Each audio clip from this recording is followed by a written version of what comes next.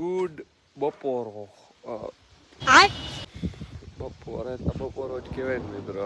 આવો તડકો પડે ને ગાડી સવારની છે ને તડકામાં પડી છે ભાઈ. અંદરથી ઓલું ફીલ થાય છે તડકાની. પેલા તો કોલ સ્ટાર્ટ કરી ભાઈ, બહુ વધારે ગરમ હે.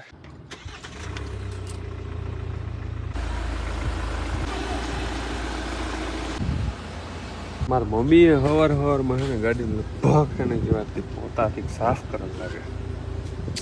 બહુ ધૂળ હતી ભાઈ. ચાલો ભાઈ, બહુ જાજા દિવસ આપણે ગામડે રહ્યા ને હવે જઈ રહ્યા છે જામનગર. જામનગર માટે નીકળી ગયા. અહીં વચમાં આવશે ખંભાળિયા એક સ્ટોપ, વચમાં આવશે એક સ્ટોપ અને પછી આપણે એટલે દીપુને તેડવા જવાનું છે. પછી છે ને ભાઈ હોસ્પિટલમાં હમણાં ભાઈ બહુ થઈ ગયું. દીપુને હોસ્પિટલમાં વળી બતાવવા જવાનું છે અને પછી શું કરવાનું આઈ ડોન્ટ નો ગાઈસ.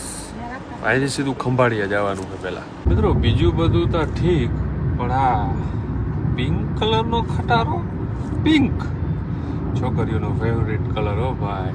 લાડલી પીછે લકલ લાડલી ભાઈ, જોઈ લઈએ પિંક કલરનો ખટારો. વાહ શું વાત છે ભાઈ. તો ભાઈ આપણે છે ને વડોદરા વટી ગયા છે હમણાં ખંભાળિયાથી આપણે સીધા જશું દ્વારકા. ઓલા દ્વારકા શું ભાઈ જામનગર. દ્વારકા હમણાં જે દ્વારકા યાદ આવી જાય. મમ્મીને યાદ આવવા માંડ્યા દ્વારકા લેવાય. જાવું દ્વારકા? મારા મમ્મીને જવાનું છે પણ હવે મમ્મી કામમાંથી નવરા નથી થતા. સવારમાંથી 7 વાગ્યામાં ઉઠી કામ કરવા માંડે. આવશે એમાં બોલાવો આવશે ત્યારે જાશું. કલાક ઊભો હું, 1 કલાક. 1 કલાક ઊભો. મમ્મી ઊભા ને મમ્મી 1 કલાક. હે કલાક ના થાય. કેમેરો સાફ નથી યાર. મોબાઈલ કેમેરો સાફ નથી. હા જો કલાક એક ઊભો હતો હું. કલાક. હોળી કરવા ગઈ હતી ત્યાં જ આવે હવે. હા હોળી પૂરી થઈ ગઈ. જો કે હજી પૂરી નથી થઈ પણ આ હે ને દવાખાનાના લીધે અમારે પૂરી કરવી પડી. કેમ કે ઘેર હે ને એ હોસ્પિટલની અલગ અલગ હોસ્પિટલની ફાઇલું ના થપ્પા હે. ઓલું થાય છે ને કંઈક ને કંઈક થાય છે કા. એના માટે હોસ્પિટલે હમણાં અમારે બતાવવા આજે કે કાલે જવાનું થશે. કોકની નજર લાગી ગયા હોય તને શું લાગે? એ તો છે જ કે દીની કવચ છો. એવું છે? હા. તો નજર ઉતારવા જ આવી જશે. ક્યાં જશો?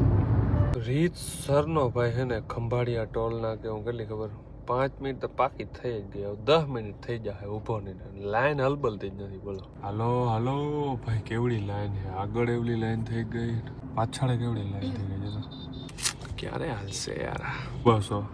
હવે બસ જોતા વાહે કેવડી લાઈન થઈ ગઈ.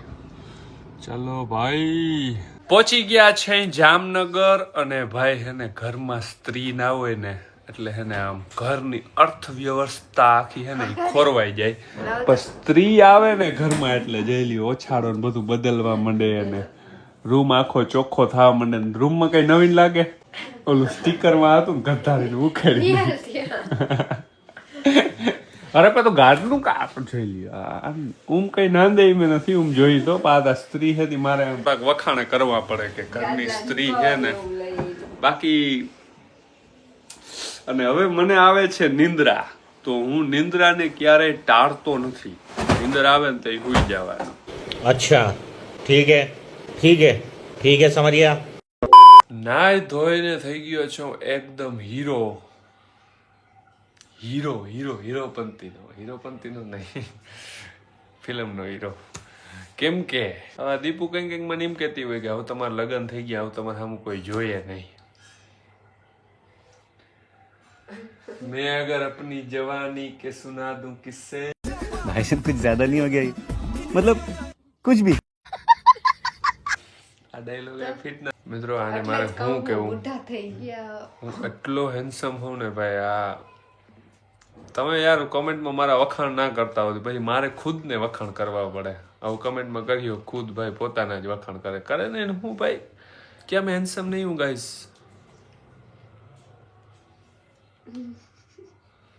તો ભાઈ નાઈ ધોઈને થઈ ગયા છે ફ્રેશ ને હવે જવાનું છે ક્યાંય નહીં. બસ એમને નાઈ ધોઈને ફ્રેશ. નાસ્તો ભાઈ થોડી ભૂખ લાગી છે, નાસ્તો કંઈક કરશું. તો બ્લુ કલરનો શર્ટ ને આપણે જે પહેર્યા હતા ને કપડાં ભાઈ મેં પહેર્યા ને એટલે આ અને મારી મમ્મી છે ને શું કહેવા માંડ્યા મને ખબર કે આ ઓલા છે ને એના ઉપર આખું રીલ બનાવ્યું છે. તમે નીચે ઇન્સ્ટાગ્રામની મેં લિંક આપી છે, ફટાફટ ત્યાંથી લિંકમાંથી જઈને મને ઇન્સ્ટાગ્રામમાં ફોલો કરતા હોય એટલે એમાં એ કોમ્બિનેશન તો સરસ જ લાગતું હતું, પણ સ્કૂલ વધારે લાગતું હતું. એટલે સ્કૂલમાં હું ભણતો ને ભાઈ ત્યારે મારા સ્કૂલમાં એ કોમ્બિનેશન એટલે મેં કીધું એમને વાલો ને કંઈક રીલ બનાવી નાખીએ. એટલે મારી મમ્મી એમાં હે, હું એ હું અને દીપુ એ બ્લુ ને દીપુ વ્હાઈટ હે. કપડા છે ને પહેરવા બંધ કરી દેશે. એવું નથી, બ્લુ મારો ફેવરેટ છે. કોઈનો હેટ કલર મેં ના પૂછ્યું હોય. નતું કયો કલર તારો ફેવરેટ બ્લુ છે. કોઈનો હેટ બી ના હોય, એટલે મિત્રો, સેફ કલર કહેવાય. મિત્રો આપણે જવાનું છે અત્યારે મારે પાન ખાવા માટે. આની મને ખબર નથી કેમ આવીને ધોળીને ગાડીમાં ચડી ગઈ નહીં. નાસ્તો કરવા માટે. નાસ્તો હવે કેટલા વાગ્યા હે? 7:23 થઈ. અત્યારે નાસ્તો કરવો હે તો 10 વાગે ખાઓ. રહેવા દો, હાલો આપણે જાય. ખાવાનો ટાઈમ થઈ ગયો હે, બસ હવે થોડીક જ વાર હે. જઈ લ્યો સેન્ડવિચમાં ડૂચા દઈએ. બોલો, ડોક્ટરની ઘેર એટલી ફાઇલું પડી છે ને અલગ અલગ બીમારીઓની તો એ જોઈ લ્યો. સેન્ડવિચ ખાઈ બીમારી ક્યાંક વચ્ચે વહી જાય તો ખાવું જ પડશે ને. એવું જ બોલતા આવડે. Finally win T20 world cup India versus Australia. ભાઈ આપણે ભાઈ એમાં જોઈ લે. ઓહો સૂર્યા ઝુકેગા ને સૂર્યા ઉભા. હા હાટ ભલે ભલે. વાહ ભાઈ વાહ. ન્યુઝીલેન્ડ હતું. India versus New Zealand. મિત્રો સોરી, ઇન્ડિયા વર્સિસ ન્યુઝીલેન્ડ. वो थोड़ा जज्बात में बह गया मैं. बारे भाईजी फटाकिया फूटे है धड़ा धड़ी जामनगर में. भाई બધા વાઈટ જોઈને બેઠા હતા. ઓ વાહ ભાઈ વાહ. 2007 માં જીતું હતું ને ભાઈ? 2007 માં 24 માં જીતું હતું. હા 2007 માં ધોની કેપ્ટન હતો ને 2024 માં રોહિત શર્મા કેપ્ટન હતો. મેં જીતો. હા મજા આવે એમ ને. ઈ જ હે ભાઈ, ખોટું હે સાચું ને? Finally win guys T20 world cup India versus New Zealand. Ready ને? આમાં એક અંગની ફાઇલ ના હોય ને એવું છે ને. ઓલી આ ઓપરેશન કરાયું છે. હા